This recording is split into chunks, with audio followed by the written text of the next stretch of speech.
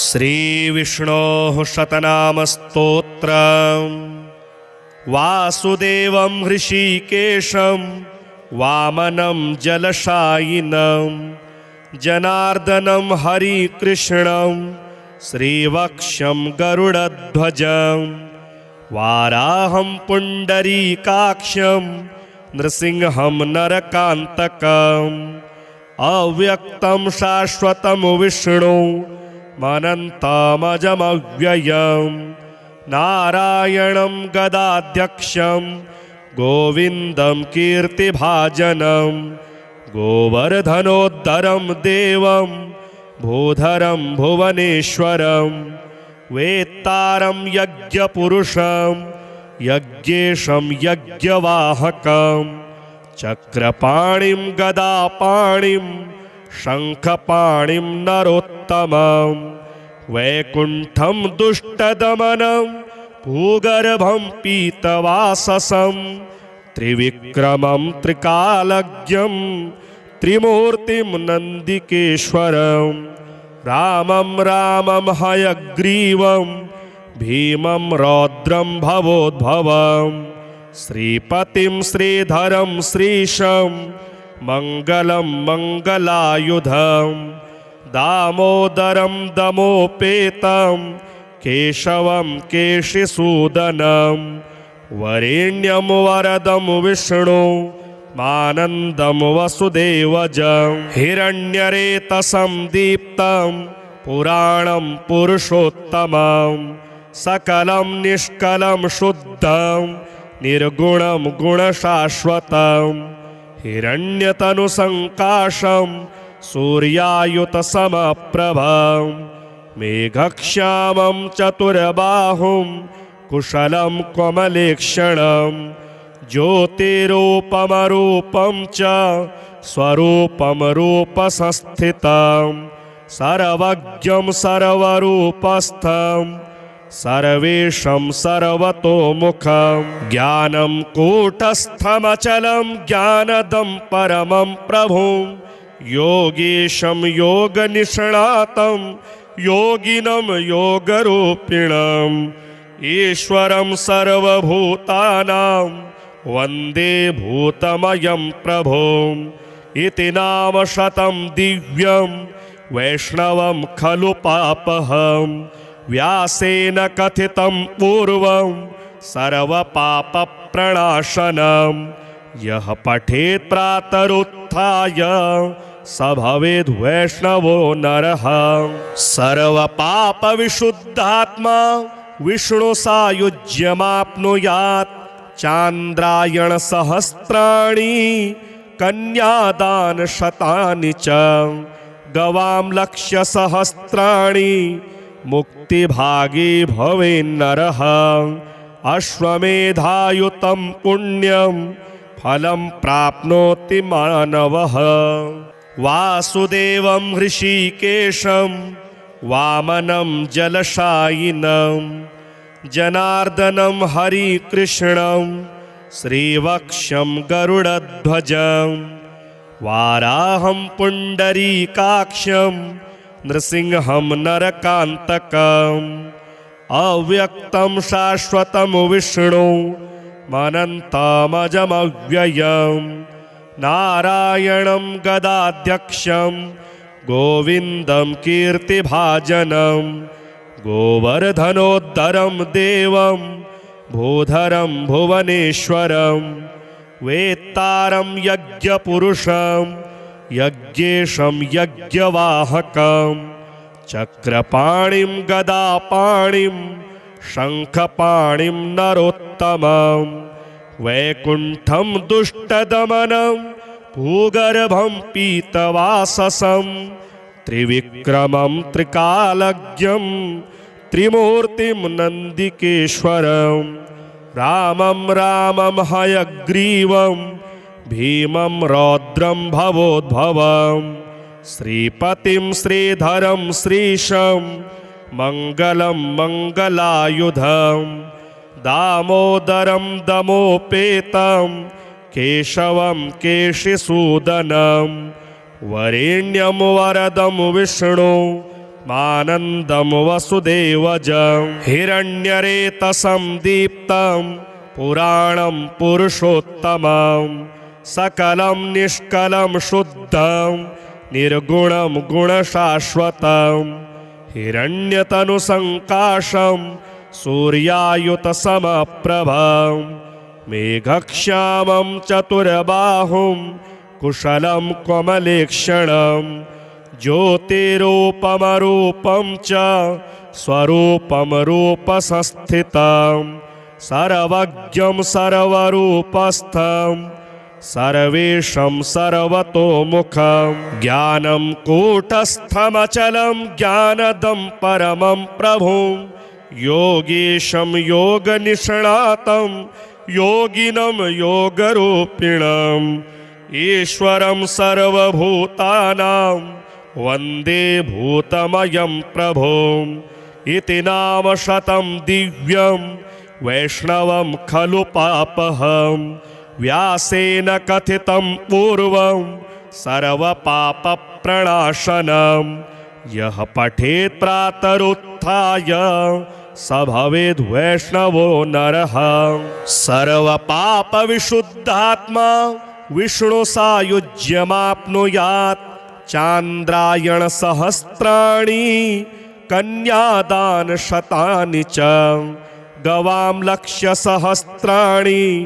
मुक्तिभागी भवेन्नरः अश्वमेधायुतं पुण्यं फलं प्राप्नोति मानवः वासुदेवं हृषीकेशं वामनं जलशायिनं जनार्दनं हरिकृष्णं श्रीवक्षं गरुडध्वजं वाराहं पुण्डरीकाक्षं नृसिंहं नरकान्तकम् अव्यक्तं शाश्वतं विष्णु अनन्तमजमव्ययं नारायणं गदाध्यक्षं गोविन्दं कीर्तिभाजनं गोवर्धनोद्धरं देवं भूधरं भुवनेश्वरं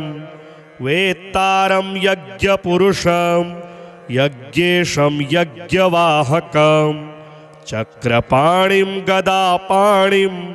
शङ्खपाणिं नरोत्तमं वैकुण्ठं दुष्टदमनं भूगर्भं पीतवाससं त्रिविक्रमं त्रिकालज्ञं त्रिमूर्तिं नन्दिकेश्वरं रामं रामं हयग्रीवं भीमं रौद्रं भवोद्भवं श्रीपतिं श्रीधरं श्रीशं मङ्गलं मङ्गलायुधं दामोदरं दमोपेतं केशवं केशिसूदनं वरेण्यं वरदं विष्णु मानन्दं वसुदेवजं हिरण्यरेतसं दीप्तं पुराणं पुरुषोत्तमं सकलं निष्कलं शुद्धं निर्गुणं गुणशाश्वतं हिरण्यतनुसङ्काशं सूर्यायुतसमप्रभं मेघश्यामं चतुर्बाहुं कुशलं कमलेक्षणं ज्योतिरूपमरूपं च स्वरूपं रूपसंस्थितं सर्वज्ञं सर्वरूपस्थं सर्वेशं सर्वतोमुखं ज्ञानं कूटस्थमचलं ज्ञानदं परमं प्रभुं योगीशं योगनिष्णातं योगिनं योगरूपिणम् ईश्वरं सर्वभूतानां वन्दे भूतमयं प्रभुम् इति नाम शतं दिव्यं वैष्णवं खलु पापहं व्यासेन कथितं पूर्वं सर्वपापप्रणाशनं यः पठेत् प्रातरुत्थाय स भवेद् वैष्णवो नरः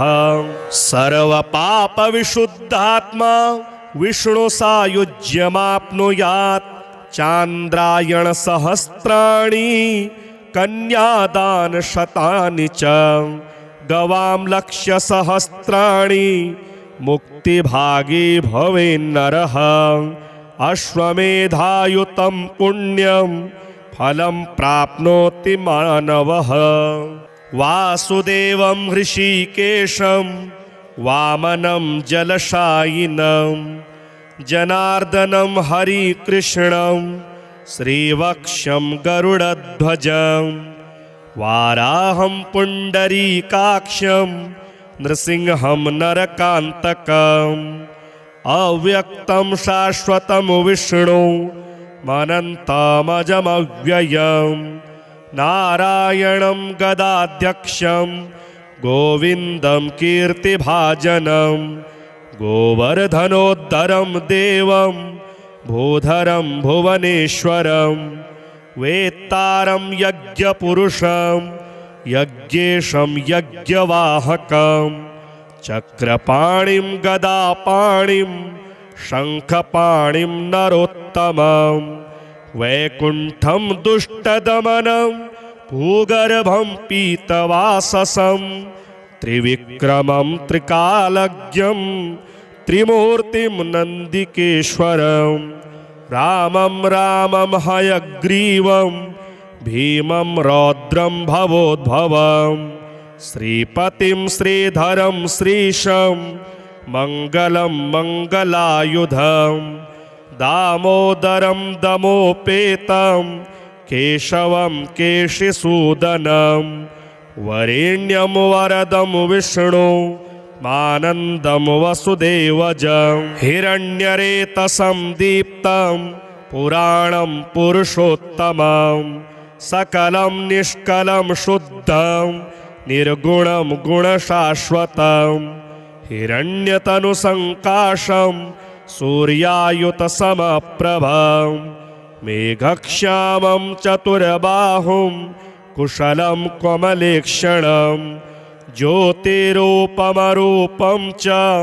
स्वरूपं रूपसंस्थितं सर्वज्ञं सर्वरूपस्थं सर्वेशं सर्वतोमुखं ज्ञानं कूटस्थमचलं ज्ञानदं परमं प्रभुं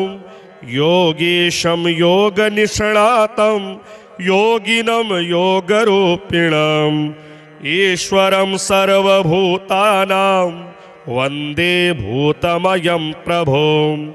इति नाम शतं दिव्यं वैष्णवं खलु पापहं व्यासेन कथितं पूर्वं सर्वपापप्रणाशनं यः पठेत् प्रातरुत्थाय स भवेद् वैष्णवो नरः सर्वपापविशुद्धात्मा विष्णुसायुज्यमाप्नुयात् चान्द्रायणसहस्राणि कन्यादानशतानि च गवां लक्ष्यसहस्राणि मुक्तिभागी भवेन्नरः अश्वमेधायुतं पुण्यं फलं प्राप्नोति मानवः वासुदेवं हृषीकेशं वामनं जलशायिनं जनार्दनं हरिकृष्णं श्रीवक्ष्यं गरुडध्वजं वाराहं पुण्डरीकाक्षं नृसिंहं नरकान्तकम् अव्यक्तं शाश्वतं विष्णु अनन्तमजमव्ययं नारायणं गदाध्यक्षं गोविन्दं कीर्तिभाजनं गोवर्धनोद्धरं देवं भूधरं भुवनेश्वरं वेत्तारं यज्ञपुरुषं यज्ञेशं यज्ञवाहकं चक्रपाणिं गदापाणिं शङ्खपाणिं नरोत्तमं वैकुण्ठं दुष्टदमनं भूगर्भं पीतवाससं त्रिविक्रमं त्रिकालज्ञं त्रिमूर्तिं नन्दिकेश्वरं रामं रामं हयग्रीवं भीमं रौद्रं भवोद्भवं श्रीपतिं श्रीधरं श्रीशं मङ्गलं मङ्गलायुधं दामोदरं दमोपेतं केशवं केशिसूदनं वरेण्यं वरदं विष्णु मानन्दं वसुदेवजं हिरण्यरेतसं दीप्तं पुराणं पुरुषोत्तमं सकलं निष्कलं शुद्धं निर्गुणं गुणशाश्वतं हिरण्यतनुसङ्काशं सूर्यायुतसमप्रभं मेघश्यामं चतुर्बाहुं कुशलं कमलेक्षणं ज्योतिरूपमरूपं च स्वरूपं रूपसंस्थितं सर्वज्ञं सर्वरूपस्थं सर्वेशं सर्वतोमुखं ज्ञानं कूटस्थमचलं ज्ञानदं परमं प्रभुं योगीशं योगनिष्णातं योगिनं योगरूपिणम् ईश्वरं सर्वभूतानां वन्दे भूतमयं प्रभुम् इति नाम शतं दिव्यं वैष्णवं खलु पापहं व्यासेन कथितं पूर्वं सर्वपापप्रणाशनं यः पठेत् प्रातरुत्थाय स भवेद् वैष्णवो नरः सर्वपापविशुद्धात्मा विष्णु सायुज्यमाप्नुयात् चान्द्रायणसहस्राणि कन्यादानशतानि च गवां लक्ष्यसहस्राणि मुक्तिभागी भवेन्नरः अश्वमेधायुतं पुण्यं फलं प्राप्नोति मानवः वासुदेवं हृषीकेशं वामनं जलशायिनं जनार्दनं हरिकृष्णं श्रीवक्षं गरुडध्वजं वाराहं पुण्डरीकाक्षं नृसिंहं नरकान्तकम् अव्यक्तं शाश्वतं विष्णु अनन्तमजमव्ययं नारायणं गदाध्यक्षं गोविन्दं कीर्तिभाजनं गोवर्धनोद्धरं देवं भूधरं भुवनेश्वरं वेत्तारं यज्ञपुरुषं यज्ञेशं यज्ञवाहकं चक्रपाणिं गदापाणिं शङ्खपाणिं नरोत्तमं वैकुण्ठं दुष्टदमनं भूगर्भं पीतवाससं त्रिविक्रमं त्रिकालज्ञं त्रिमूर्तिं नन्दिकेश्वरं रामं रामं हयग्रीवं भीमं रौद्रं भवोद्भवं श्रीपतिं श्रीधरं श्रीशं मङ्गलं मङ्गलायुधं दामोदरं दमोपेतं केशवं केशिसूदनं वरेण्यं वरदं विष्णु मानन्दं वसुदेवजं हिरण्यरेतसं दीप्तं पुराणं पुरुषोत्तमं सकलं निष्कलं शुद्धं निर्गुणं गुणशाश्वतं हिरण्यतनुसङ्काशं सूर्यायुतसमप्रभं मेघश्यामं चतुर्बाहुं कुशलं कमलेक्षणं ज्योतिरूपमरूपं च स्वरूपं रूपसंस्थितं सर्वज्ञं सर्वरूपस्थं सर्वेशं सर्वतोमुखं ज्ञानं कूटस्थमचलं ज्ञानदं परमं प्रभुं योगीशं योगनिष्णातं योगिनं योगरूपिणम् ईश्वरं सर्वभूतानां वन्दे भूतमयं प्रभुम् इति नाम शतं दिव्यं वैष्णवं खलु पापहं व्यासेन कथितं पूर्वं सर्वपापप्रणाशनं यः पठेत् प्रातरुत्थाय स भवेद् वैष्णवो नरः सर्वपापविशुद्धात्मा विष्णु सायुज्यमाप्नुयात् चान्द्रायणसहस्राणि कन्यादानशतानि च गवां लक्ष्यसहस्राणि मुक्तिभागी भवेन्नरः अश्वमेधायुतं पुण्यं फलं प्राप्नोति मानवः वासुदेवं हृषीकेशं वामनं जलशायिनं जनार्दनं हरिकृष्णं श्रीवक्षं गरुडध्वजं वाराहं पुण्डरीकाक्षं नृसिंहं नरकान्तकम् अव्यक्तं शाश्वतं विष्णु अनन्तमजमव्ययं नारायणं गदाध्यक्षं गोविन्दं कीर्तिभाजनं गोवर्धनोद्धरं देवं भूधरं भुवनेश्वरं वेत्तारं यज्ञपुरुषं यज्ञेशं यज्ञवाहकं चक्रपाणिं गदापाणिं शङ्खपाणिं नरोत्तमं वैकुण्ठं दुष्टदमनं भूगर्भं पीतवाससं त्रिविक्रमं त्रिकालज्ञं त्रिमूर्तिं नन्दिकेश्वरं रामं रामं हयग्रीवं भीमं रौद्रं भवोद्भवं श्रीपतिं श्रीधरं श्रीशं मङ्गलं मङ्गलायुधं दामोदरं दमोपेतं केशवं केशिसूदनं वरेण्यं वरदं विष्णु मानन्दं वसुदेवजं हिरण्यरेतसं दीप्तं पुराणं पुरुषोत्तमं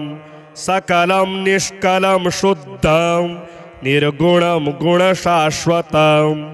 हिरण्यतनुसङ्काशं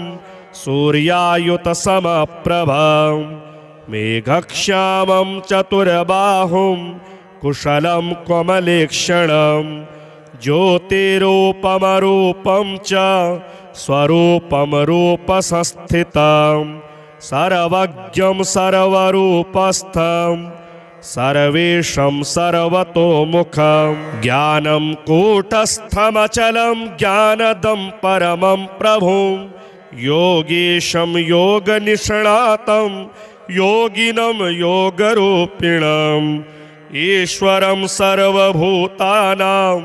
वन्दे भूतमयं प्रभुम् इति नाम शतं दिव्यं वैष्णवं खलु पापहं व्यासेन कथितं पूर्वं सर्वपापप्रणाशनं यः पठेत् प्रातरुत्थाय स भवेद् वैष्णवो नरः सर्वपापविशुद्धात्मा विष्णुसायुज्यमाप्नुयात् चान्द्रायणसहस्राणि कन्यादानशतानि च गवां लक्ष्यसहस्राणि मुक्तिभागी भवेन्नरः अश्वमेधायुतं पुण्यं फलं प्राप्नोति मानवः वासुदेवं हृषीकेशं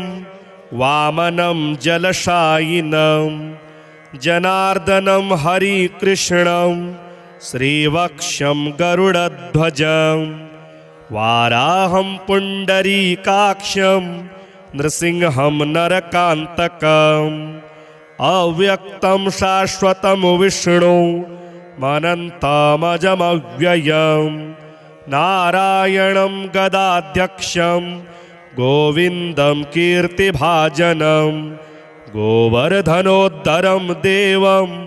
भूधरं भुवनेश्वरं वेत्तारं यज्ञपुरुषं यज्ञेशं यज्ञवाहकं चक्रपाणिं गदापाणिं शङ्खपाणिं नरोत्तमं वैकुण्ठं दुष्टदमनं भूगर्भं पीतवाससं त्रिविक्रमं त्रिकालज्ञं त्रिमूर्तिं नन्दिकेश्वरं रामं रामं हयग्रीवं भीमं रौद्रं भवोद्भवं श्रीपतिं श्रीधरं श्रीशं मङ्गलं मङ्गलायुधं दामोदरं दमोपेतं केशवं केशिसूदनं वरेण्यं वरदं विष्णु मानन्दं वसुदेवजं हिरण्यरेतसं दीप्तं पुराणं पुरुषोत्तमं सकलं निष्कलं शुद्धं निर्गुणं गुणशाश्वतं हिरण्यतनुसङ्काशं सूर्यायुतसमप्रभं मेघश्यामं चतुर्बाहुं कुशलं कमलेक्षणं ज्योतिरूपमरूपं च स्वरूपं रूपसंस्थितं सर्वज्ञं सर्वरूपस्थं सर्वेशं सर्वतोमुखं ज्ञानं कूटस्थमचलं ज्ञानदं परमं प्रभुं योगीशं योगनिष्णातं योगिनं योगरूपिणम् ईश्वरं सर्वभूतानां वन्दे भूतमयं प्रभुम् इति नाम शतं दिव्यं वैष्णवं खलु पापहं व्यासेन कथितं पूर्वं सर्वपापप्रणाशनं यः पठेत् प्रातरुत्थाय स भवेद् वैष्णवो नरः सर्वपापविशुद्धात्मा विष्णुसायुज्यमाप्नुयात् चान्द्रायणसहस्राणि कन्यादानशतानि च गवां लक्ष्यसहस्राणि मुक्तिभागी भवेन्नरः अश्वमेधायुतं पुण्यं फलं प्राप्नोति मानवः वासुदेवं हृषीकेशं वामनं जलशायिनं जनार्दनं हरिकृष्णं श्रीवक्षं गरुडध्वजं वाराहं पुण्डरीकाक्षं नृसिंहं नरकान्तकम् अव्यक्तं शाश्वतं विष्णु मनन्तमजमव्ययं नारायणं गदाध्यक्षं गोविन्दं कीर्तिभाजनं गोवर्धनोद्धरं देवं भूधरं भुवनेश्वरं वेत्तारं यज्ञपुरुषं यज्ञेशं यज्ञवाहकं चक्रपाणिं गदापाणिं शङ्खपाणिं नरोत्तमं वैकुण्ठं दुष्टदमनं भूगर्भं पीतवाससं त्रिविक्रमं त्रिकालज्ञं त्रिमूर्तिं नन्दिकेश्वरं रामं रामं हयग्रीवं भीमं रौद्रं भवोद्भवं श्रीपतिं श्रीधरं श्रीशं मङ्गलं मङ्गलायुधं दामोदरं दमोपेतं केशवं केशिसूदनं वरेण्यं वरदं विष्णु मानन्दं वसुदेवजं हिरण्यरेतसं दीप्तं पुराणं पुरुषोत्तमं सकलं निष्कलं शुद्धं निर्गुणं गुणशाश्वतं हिरण्यतनुसङ्काशं सूर्यायुतसमप्रभं मेघश्यामं चतुर्बाहुं कुशलं कमलेक्षणं ज्योतिरूपमरूपं च स्वरूपं रूपसंस्थितं सर्वज्ञं सर्वरूपस्थं सर्वेशं सर्वतोमुखं ज्ञानं कूटस्थमचलं ज्ञानदं परमं प्रभुं योगीशं योगनिष्णातं योगिनं योगरूपिणम् ईश्वरं सर्वभूतानां वन्दे भूतमयं प्रभुम् इति नाम शतं दिव्यं वैष्णवं खलु पापहं व्यासेन कथितं पूर्वं सर्वपापप्रणाशनं यः पठेत् प्रातरुत्थाय स भवेद् वैष्णवो नरः सर्वपापविशुद्धात्मा विष्णुसायुज्यमाप्नुयात् चान्द्रायणसहस्राणि कन्यादानशतानि च गवां लक्ष्यसहस्राणि मुक्तिभागी भवेन्नरः अश्वमेधायुतं पुण्यं फलं प्राप्नोति मानवः। वासुदेवं हृषीकेशं वामनं जलशायिनं जनार्दनं हरिकृष्णं श्रीवक्षं गरुडध्वजं वाराहं पुण्डरीकाक्षं नृसिंहं नरकान्तकम् अव्यक्तं शाश्वतं विष्णु अनन्तमजमव्ययं नारायणं गदाध्यक्षं गोविन्दं कीर्तिभाजनं गोवर्धनोद्धरं देवं भूधरं भुवनेश्वरं वेत्तारं यज्ञपुरुषं यज्ञेशं यज्ञवाहकं चक्रपाणिं गदापाणिं शङ्खपाणिं नरोत्तमं वैकुण्ठं दुष्टदमनं भूगर्भं पीतवाससं त्रिविक्रमं त्रिकालज्ञं त्रिमूर्तिं नन्दिकेश्वरं रामं रामं हयग्रीवं भीमं रौद्रं भवोद्भवं श्रीपतिं श्रीधरं श्रीशं मङ्गलं मङ्गलायुधं दामोदरं दमोपेतं केशवं केशिसूदनं वरेण्यं वरदं विष्णु मानन्दं वसुदेवजं हिरण्यरेतसं दीप्तं पुराणं पुरुषोत्तमं सकलं निष्कलं शुद्धं निर्गुणं गुणशाश्वतं हिरण्यतनुसङ्काशं सूर्यायुतसमप्रभं मेघश्यामं चतुर्बाहुं कुशलं कमलेक्षणं ज्योतिरूपमरूपं च स्वरूपं रूपसंस्थितं सर्वज्ञं सर्वरूपस्थं सर्वेशं सर्वतोमुखं ज्ञानं कूटस्थमचलं ज्ञानदं परमं प्रभुं योगीशं योगनिष्णातं योगिनं योगरूपिणम् ईश्वरं सर्वभूतानां वन्दे भूतमयं प्रभुम् इति नाम शतं दिव्यं वैष्णवं खलु पापहं व्यासेन कथितं पूर्वं सर्वपापप्रणाशनं यः पठेत् प्रातरुत्थाय स भवेद् वैष्णवो नरः सर्वपापविशुद्धात्मा विष्णुसायुज्यमाप्नुयात् चान्द्रायणसहस्राणि कन्यादानशतानि च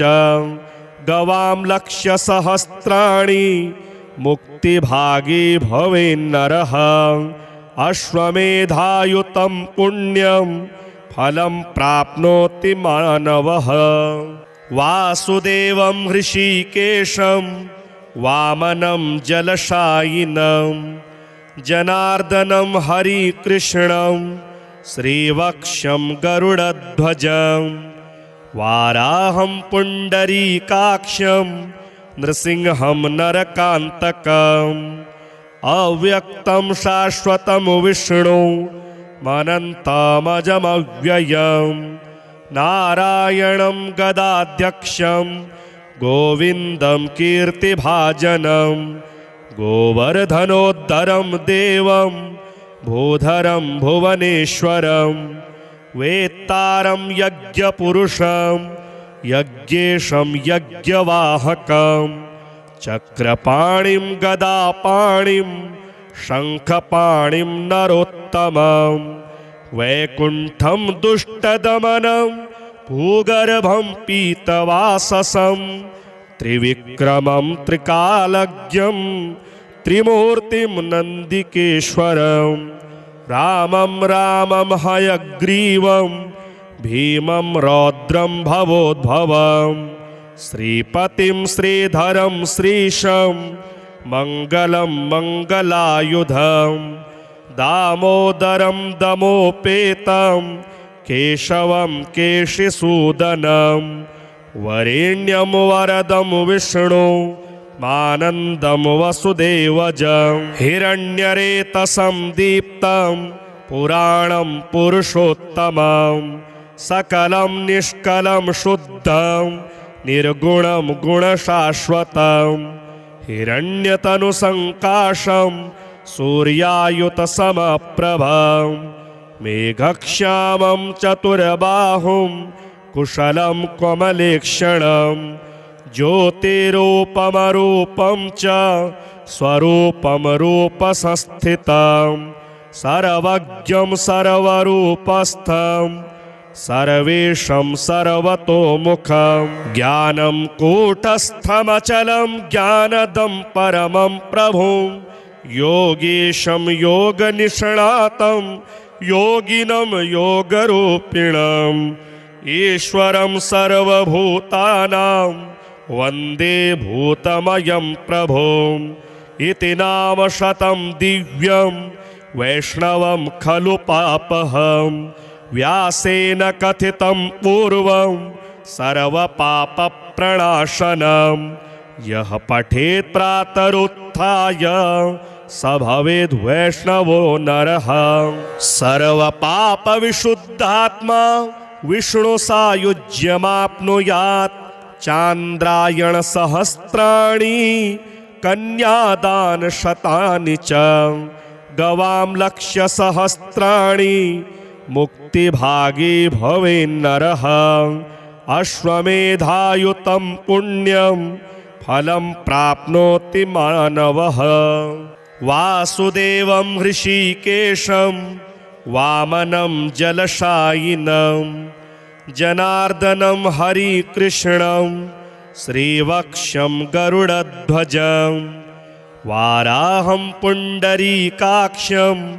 नृसिंहं नरकान्तकम् अव्यक्तं शाश्वतं विष्णु अनन्तमजमव्ययं नारायणं गदाध्यक्षं गोविन्दं कीर्तिभाजनं गोवर्धनोद्धरं देवं भूधरं भुवनेश्वरं वेत्तारं यज्ञपुरुषं यज्ञेशं यज्ञवाहकं चक्रपाणिं गदापाणिं शङ्खपाणिं नरोत्तमं वैकुण्ठं दुष्टदमनं भूगर्भं पीतवाससं त्रिविक्रमं त्रिकालज्ञं त्रिमूर्तिं नन्दिकेश्वरं रामं रामं हयग्रीवं भीमं रौद्रं भवोद्भवं श्रीपतिं श्रीधरं श्रीशं मङ्गलं मङ्गलायुधं दामोदरं दमोपेतं केशवं केशिसूदनं वरेण्यं वरदं विष्णु मानन्दं वसुदेवजं हिरण्यरेतसं दीप्तं पुराणं पुरुषोत्तमं सकलं निष्कलं शुद्धं निर्गुणं गुणशाश्वतं हिरण्यतनुसङ्काशं सूर्यायुतसमप्रभं मेघश्यामं चतुर्बाहुं कुशलं कमलेक्षणं ज्योतिरूपमरूपं च स्वरूपं रूपसंस्थितं सर्वज्ञं सर्वरूपस्थं सर्वेशं सर्वतोमुखं ज्ञानं कूटस्थमचलं ज्ञानदं परमं प्रभुं योगीशं योगनिष्णातं योगिनं योगरूपिणम् ईश्वरं सर्वभूतानां वन्दे भूतमयं प्रभुम् इति नाम शतं दिव्यं वैष्णवं खलु पापहं व्यासेन कथितं पूर्वं सर्वपापप्रणाशनं यः पठेत् प्रातरुत्थाय स भवेद् वैष्णवो नरः। सर्वपापविशुद्धात्मा विष्णुसायुज्यमाप्नुयात्। चान्द्रायणसहस्राणि कन्यादानशतानि च। गवां लक्ष्यसहस्राणि मुक्तिभागी भवेन्नरः। अश्वमेधायुतं पुण्यं फलं प्राप्नोति मानवः। वासुदेवं हृषीकेशं वामनं जलशायिनं जनार्दनं हरिकृष्णं श्रीवक्षं गरुडध्वजं वाराहं पुण्डरीकाक्षं नृसिंहं नरकान्तकम् अव्यक्तं शाश्वतं विष्णु अनन्तमजमव्ययं नारायणं गदाध्यक्षं गोविन्दं कीर्तिभाजनं गोवर्धनोद्धरं देवं भूधरं भुवनेश्वरं वेत्तारं यज्ञपुरुषं यज्ञेशं यज्ञवाहकं चक्रपाणिं गदापाणिं शङ्खपाणिं नरोत्तमं वैकुण्ठं दुष्टदमनं भूगर्भं पीतवाससं त्रिविक्रमं त्रिकालज्ञं त्रिमूर्तिं नन्दिकेश्वरं रामं रामं हयग्रीवं भीमं रौद्रं भवोद्भवं श्रीपतिं श्रीधरं श्रीशं मङ्गलं मङ्गलायुधं दामोदरं दमोपेतं केशवं केशिसूदनं वरेण्यं वरदं विष्णु मानन्दं वसुदेवजं हिरण्यरेतसं दीप्तं पुराणं पुरुषोत्तमं सकलं निष्कलं शुद्धं निर्गुणं गुणशाश्वतं हिरण्यतनुसङ्काशं सूर्यायुतसमप्रभं मेघश्यामं चतुर्बाहुं कुशलं कमलेक्षणं ज्योतिरूपमरूपं च स्वरूपं रूपसंस्थितं सर्वज्ञं सर्वरूपस्थं सर्वेशं सर्वतोमुखं ज्ञानं कूटस्थमचलं ज्ञानदं परमं प्रभुं योगीशं योगनिष्णातं योगिनं योगरूपिणम् ईश्वरं सर्वभूतानां वन्दे भूतमयं प्रभुं इति नाम शतं दिव्यं वैष्णवं खलु पापहं व्यासेन कथितं पूर्वं सर्वपापप्रणाशनं यः पठेत् प्रातरुत्थाय स भवेद् वैष्णवो नरः। सर्वपापविशुद्धात्मा विष्णुसायुज्यमाप्नुयात्। चान्द्रायणसहस्राणि कन्यादानशतानि च। गवां लक्ष्यसहस्राणि मुक्तिभागी भवेन्नरः। अश्वमेधायुतं पुण्यं फलं प्राप्नोति मानवः। वासुदेवं हृषीकेशं वामनं जलशायिनं जनार्दनं हरिकृष्णं श्रीवक्षं गरुडध्वजं वाराहं पुण्डरीकाक्षं नृसिंहं नरकान्तकम् अव्यक्तं शाश्वतं विष्णु अनन्तमजमव्ययं नारायणं गदाध्यक्षं गोविन्दं कीर्तिभाजनं गोवर्धनोद्धरं देवं भूधरं भुवनेश्वरं वेत्तारं यज्ञपुरुषं यज्ञेशं यज्ञवाहकं चक्रपाणिं गदापाणिं शङ्खपाणिं नरोत्तमं वैकुण्ठं दुष्टदमनं भूगर्भं पीतवाससं त्रिविक्रमं त्रिकालज्ञं त्रिमूर्तिं नन्दिकेश्वरं रामं रामं हयग्रीवं भीमं रौद्रं भवोद्भवं श्रीपतिं श्रीधरं श्रीशं मङ्गलं मङ्गलायुधं दामोदरं दमोपेतं केशवं केशिसूदनं वरेण्यं वरदं विष्णु मानन्दं वसुदेवजं हिरण्यरेतसं दीप्तं पुराणं पुरुषोत्तमं सकलं निष्कलं शुद्धं निर्गुणं गुणशाश्वतं हिरण्यतनुसङ्काशं सूर्यायुतसमप्रभं मेघक्ष्यामं चतुर्बाहुं कुशलं कमलेक्षणं ज्योतिरूपमरूपं च स्वरूपं रूपसंस्थितं सर्वज्ञं सर्वरूपस्थं सर्वेशं सर्वतोमुखं ज्ञानं कूटस्थमचलं ज्ञानदं परमं प्रभुं योगेशं योगनिष्णातं योगिनं योगरूपिणम् ईश्वरं सर्वभूतानां वन्दे भूतमयं प्रभुं इति नाम शतं दिव्यं वैष्णवं खलु पापहं व्यासेन कथितं पूर्वं सर्वपापप्रणाशनं यः पठेत् प्रातरुत्थाय स भवेद् वैष्णवो नरः सर्वपापविशुद्धात्मा विष्णुसायुज्यमाप्नुयात् चान्द्रायणसहस्राणि कन्यादानशतानि च गवां लक्ष्यसहस्राणि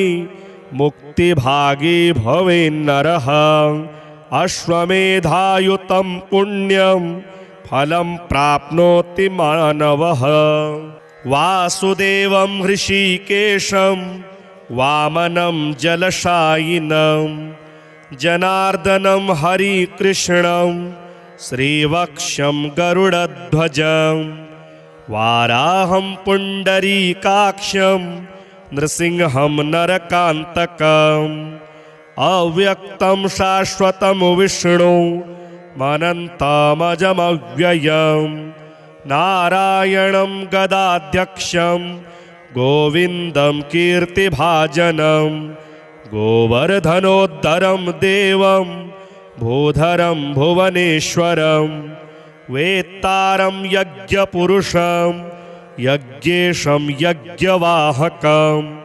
चक्रपाणिं गदापाणिं शङ्खपाणिं नरोत्तमं वैकुण्ठं दुष्टदमनं भूगर्भं पीतवाससं त्रिविक्रमं त्रिकालज्ञं त्रिमूर्तिं नन्दिकेश्वरं रामं रामं हयग्रीवं भीमं रौद्रं भवोद्भवं श्रीपतिं श्रीधरं श्रीशं मङ्गलं मङ्गलायुधं दामोदरं दमोपेतं केशवं केशिसूदनं वरेण्यं वरदं विष्णु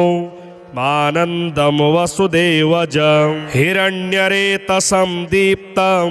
पुराणं पुरुषोत्तमं सकलं निष्कलं शुद्धं निर्गुणं गुणशाश्वतं हिरण्यतनुसङ्काशं सूर्यायुतसमप्रभं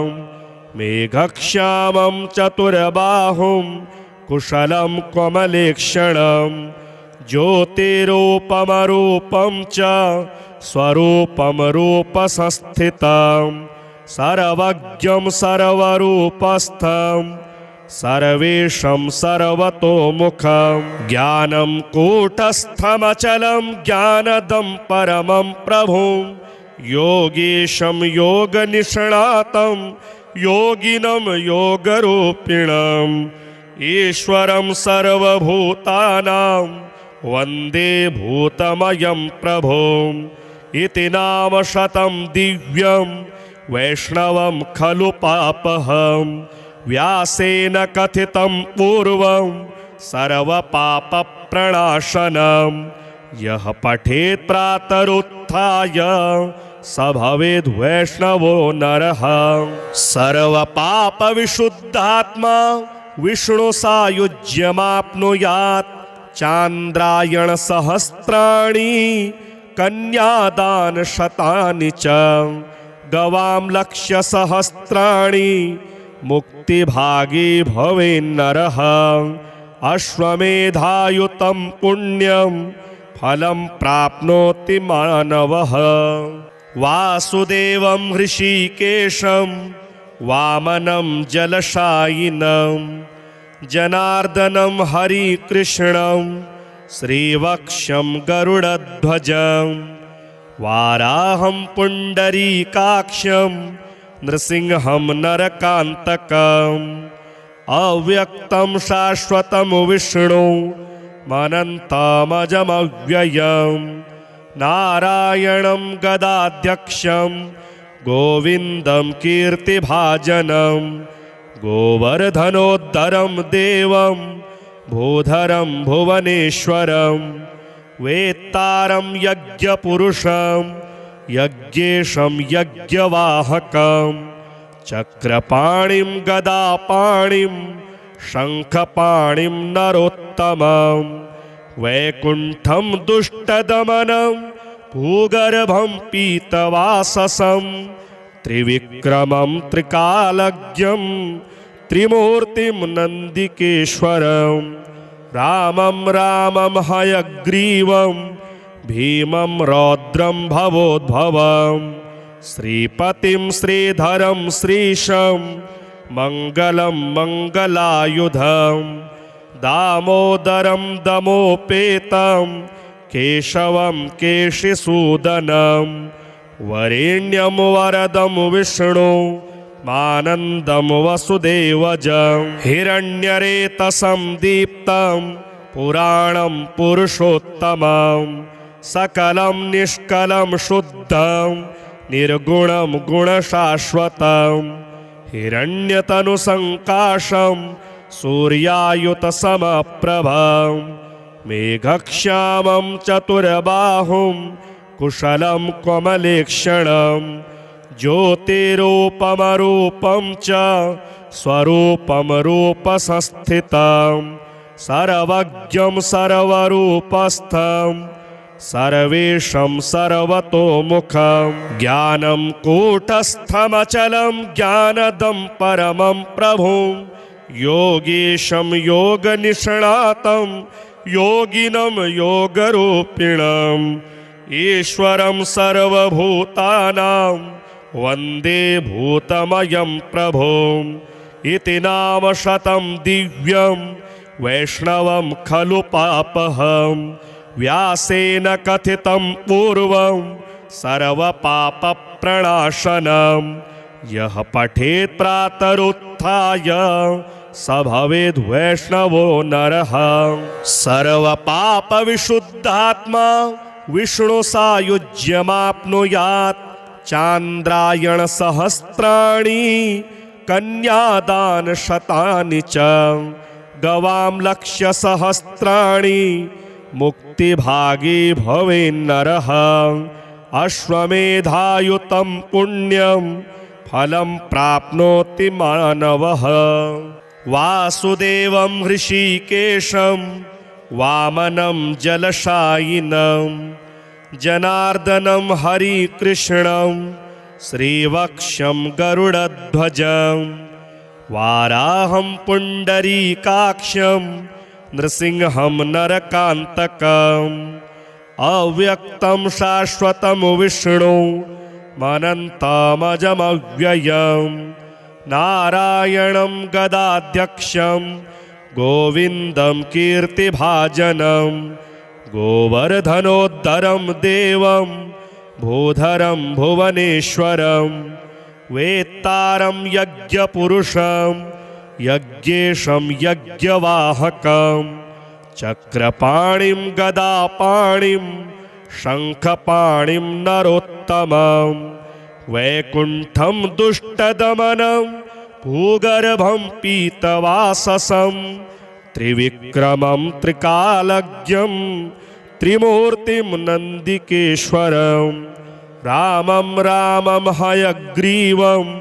भीमं रौद्रं भवोद्भवं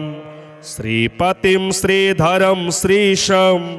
मङ्गलं मङ्गलायुधं दामोदरं दमोपेतं केशवं केशिसूदनं वरेण्यं वरदं विष्णु मानन्दं वसुदेवजं हिरण्यरेतसं दीप्तं पुराणं पुरुषोत्तमं सकलं निष्कलं शुद्धं निर्गुणं गुणशाश्वतं हिरण्यतनुसङ्काशं सूर्यायुतसमप्रभं मेघश्यामं चतुर्बाहुं कुशलं कमलेक्षणं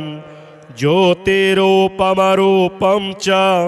स्वरूपं रूपसंस्थितं सर्वज्ञं सर्वरूपस्थं सर्वेशं सर्वतोमुखं ज्ञानं कूटस्थमचलं ज्ञानदं परमं प्रभुं योगीशं योगनिष्णातं योगिनं योगरूपिणम् ईश्वरं सर्वभूतानां वन्दे भूतमयं प्रभुम् इति नाम शतं दिव्यं वैष्णवं खलु पापहं व्यासेन कथितं पूर्वं सर्वपापप्रणाशनं यः पठेत् प्रातरुत्थाय स भवेद् वैष्णवो नरः सर्वपापविशुद्धात्मा विष्णुसायुज्यमाप्नुयात् चान्द्रायणसहस्राणि कन्यादानशतानि च गवां लक्ष्यसहस्राणि मुक्तिभागी भवेन्नरः अश्वमेधायुतं पुण्यं फलं प्राप्नोति मानवः वासुदेवं हृषीकेशं वामनं जलशायिनं जनार्दनं हरिकृष्णं श्रीवक्षं गरुडध्वजं वाराहं पुण्डरीकाक्षं नृसिंहं नरकान्तकम् अव्यक्तं शाश्वतं विष्णु अनन्तमजमव्ययं नारायणं गदाध्यक्षं गोविन्दं कीर्तिभाजनं गोवर्धनोद्धरं देवं भूधरं भुवनेश्वरं वेत्तारं यज्ञपुरुषं यज्ञेशं यज्ञवाहकं चक्रपाणिं गदापाणिं शङ्खपाणिं नरोत्तमं वैकुण्ठं दुष्टदमनं भूगर्भं पीतवाससं त्रिविक्रमं त्रिकालज्ञं त्रिमूर्तिं नन्दिकेश्वरं रामं रामं हयग्रीवं भीमं रौद्रं भवोद्भवं श्रीपतिं श्रीधरं श्रीशं मङ्गलं मङ्गलायुधं दामोदरं दमोपेतं केशवं केशिसूदनं वरेण्यं वरदं विष्णु मानन्दं वसुदेवजं हिरण्यरेतसं दीप्तं पुराणं पुरुषोत्तमं सकलं निष्कलं शुद्धं निर्गुणं गुणशाश्वतं हिरण्यतनुसङ्काशं सूर्यायुतसमप्रभं मेघश्यामं चतुर्बाहुं कुशलं कमलेक्षणं ज्योतिरूपमरूपं च स्वरूपं रूपसंस्थितं सर्वज्ञं सर्वरूपस्थं सर्वेशं सर्वतोमुखं ज्ञानं कूटस्थमचलं ज्ञानदं परमं प्रभुं योगीशं योगनिष्णातं योगिनं योगरूपिणम् ईश्वरं सर्वभूतानां वन्दे भूतमयं प्रभुम् इति नाम शतं दिव्यं वैष्णवं खलु पापहं व्यासेन कथितं पूर्वं सर्वपापप्रणाशनं यः पठेत् प्रातरुत्थाय स भवेद् वैष्णवो नरः। सर्वपापविशुद्धात्मा विष्णुसायुज्यमाप्नुयात् चान्द्रायणसहस्राणि कन्यादानशतानि च गवां लक्ष्यसहस्राणि मुक्तिभागी भवेन्नरः। अश्वमेधायुतं पुण्यं फलं प्राप्नोति मानवः।